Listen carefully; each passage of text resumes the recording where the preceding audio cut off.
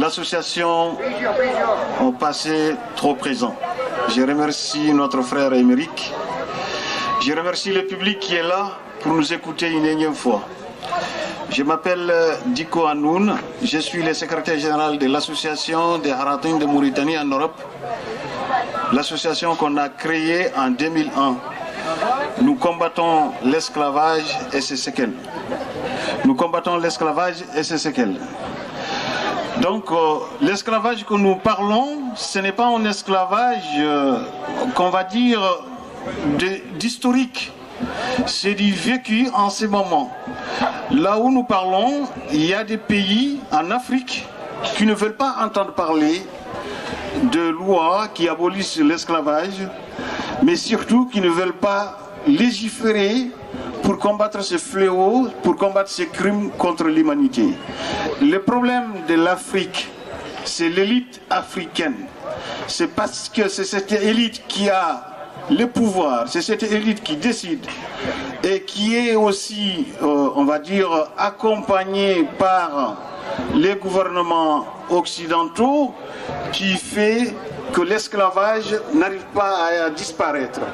Au pays comme le Mali, aujourd'hui, on n'a pas une loi qui sanctionne l'esclavage malgré qu'il y a des violences physiques, psychiques, psychologiques qui sont exercées sur des victimes de l'esclavage.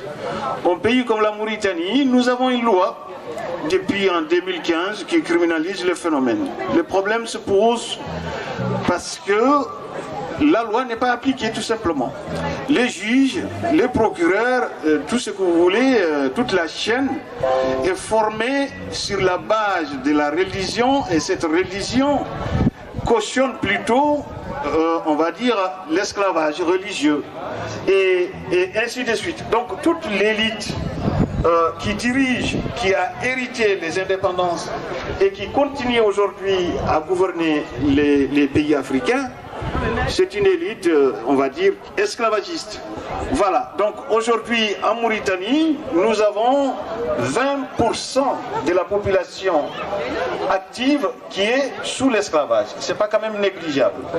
Quand ton pays, au XXIe siècle, là où nous sommes en 2022, nous avons 20% de la population qui croupit encore sous l'esclavage et que les pouvoirs ne trouvent rien à dire sauf que ce ne sont que des extrémistes qui aillent chercher des petites choses, donc ce n'est rien du tout, c'est banalisé, alors que tout le monde sait que c'est réellement de l'esclavage, c'est réellement des hommes et des femmes qu'on exploite et sans salaire, sans repos, sans rien du tout.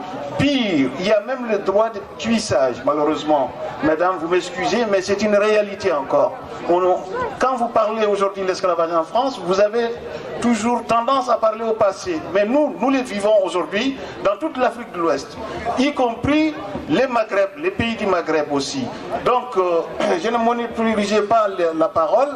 Mais ce que je voulais juste vous lancer, c'est d'être en solidarité avec les femmes et les enfants qui sont les plus grandes, la plus grosse partie qui subissent encore l'esclavage, parce que les femmes, une fois qu'elles ont des enfants, elles ne peuvent plus partir, tout simplement. Ils sont obligés de vivre leurs conditions. Les enfants, parce qu'ils sont faibles, ils ne peuvent pas s'enfuir. Et malheureusement, ce sont ces deux catégories qui vivent l'esclavage en pleine fouillée. Voilà, vous m'excusez, j'ai dit un peu trop parler peut-être, mais vraiment, je souhaite que tout un chacun de vous, toute une chacune de vous, sache aujourd'hui, en Afrique, l'esclavage, on ne parle plus au passé, mais on est au présent. Et les gens vivent l'esclavage en pleine fouillée. C'est pas, on pense, c'est l'esclavage moderne ou c'est l'esclavage, comment on appelle, contemporain. Non, c'est l'esclavage purement et simplement, c'est tout. On exploite les hommes, on exploite les femmes et on vend, à nos jours, dans notre pays, on vend encore des hommes et des femmes. On donne des hommes et des femmes comme dot pour célébrer des mariages, c'est tout à fait normal et naturel. Voilà, je vous remercie. Merci beaucoup. Merci.